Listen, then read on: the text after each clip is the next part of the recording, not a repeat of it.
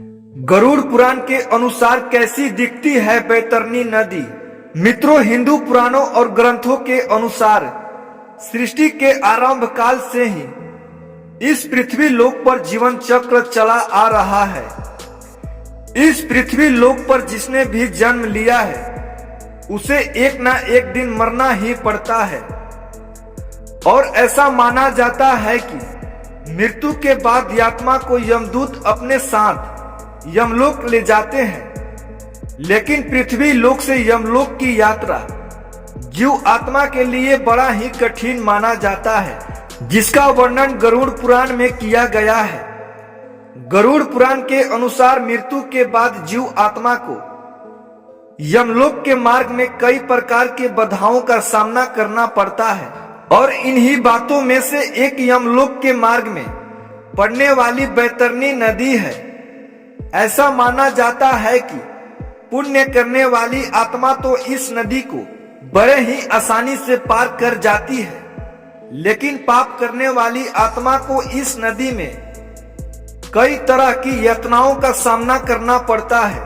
आज की इस कहानी में हम आपको बताएंगे कि बैतरनी नदी किस प्रकार है और पापी आत्माओं को यहाँ किस प्रकार की यात्राओं से होकर गुजरना पड़ता है। गरुड़ पुराण के धर्म कांड के प्रत्येक कल्प अध्याय में वर्णित कथा के अनुसार एक दिन पक्षी राज गरुड़ श्री हरि से पूछते हैं कि हे प्रभु, मृत्यु लोक और यमलोक के बीच जो बैतरनी नदी स्थित है उससे जीव आत्मा का क्या संबंध है और उसे इस नदी में कैसी सजा भुगतनी पड़ती है और पापी आत्मा इसे कैसे पार करते हैं। भगवान श्री हरि ने कहा कि हे गरुड़, यमलोक के मार्ग में स्थित बैतरनी नदी देखने में बड़ी ही भयानक है और जो भी पापी आत्मा मरने के बाद इस नदी से होकर गुजरती है उसे बड़ा ही यह नदी भयभीत कराती है। यह महाभयानक नदी रक्त रूपी जल से परिपूर्ण है। इतना ही नहीं, यह नदी मांस कीचड़ से भरी हुई है। यह नदी पापी जीव आत्मा को देखकर कई तरह की भयानक स्वरूप को धारण कर लेती है। पापी आत्मा को नदी में प्रवेश करते ही इस नदी का रक्त रूपी जल पात्र में रखे घी की भांति तुरंत खौलने लगता है।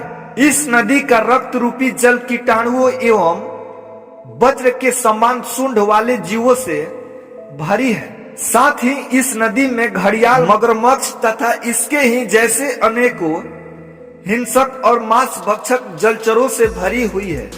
और नदी में जैसे ही पापी आत्मा का प्रवेश होती है तो वे 12 सूर्य की गर्मी के समतुल्य तपने लगती है। उससे उस महाताप में पापी चिल्लाते हुए करुण विलाप करने लगता है।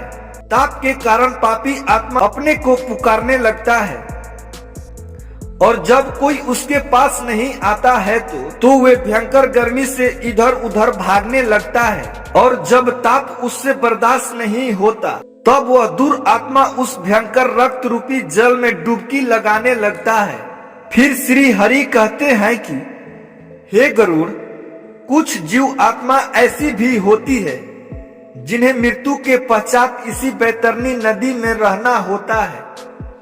जैसे कि जो अपने जीवन काल में आचार्य, गुरु, माता पिता एवं अन्य वृद्ध जनों का अपमान करते हैं उसे इसी महानदी में रहना पड़ता है। इसके अलावा जो जीव आत्मा अपने जीवन काल में पवित्रता, सुशील और धर्म पत्नी का परित्याग करते हैं उनको भी इसी महानदी में वास करना होता है।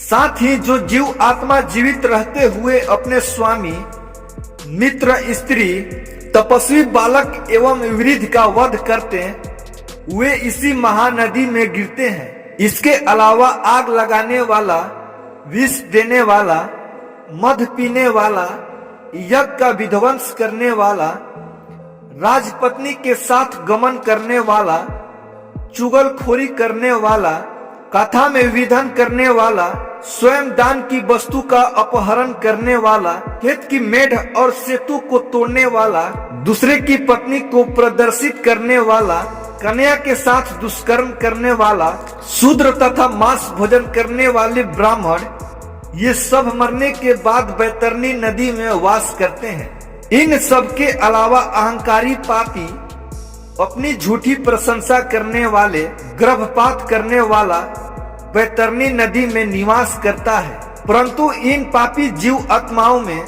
जिसने मकर और कर्क की संक्रांति, सूर्य ग्रहण, चंद्र ग्रहण, संक्रांति, अमावस्या अथवा अन्य पुण्य काल के आने पर श्रेष्ठम दान दिया हो, उसे एक निश्चित समय के पश्चात यमदूतों के द्वारा उस नदी से निकाल दिया जाता है। इसलिए प्राणियों को चाहिए कि वे जीवित रहते दान, कर्म और धर्म का संग्रह करें।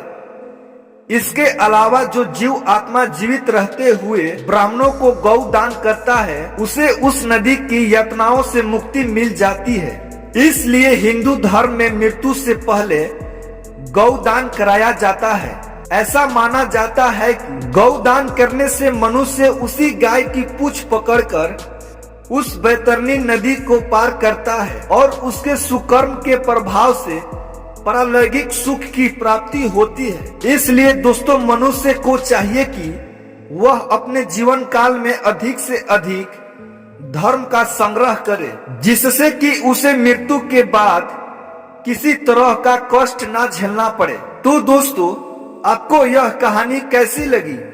कमेंट करके जरूर बताएं। धन्यवाद।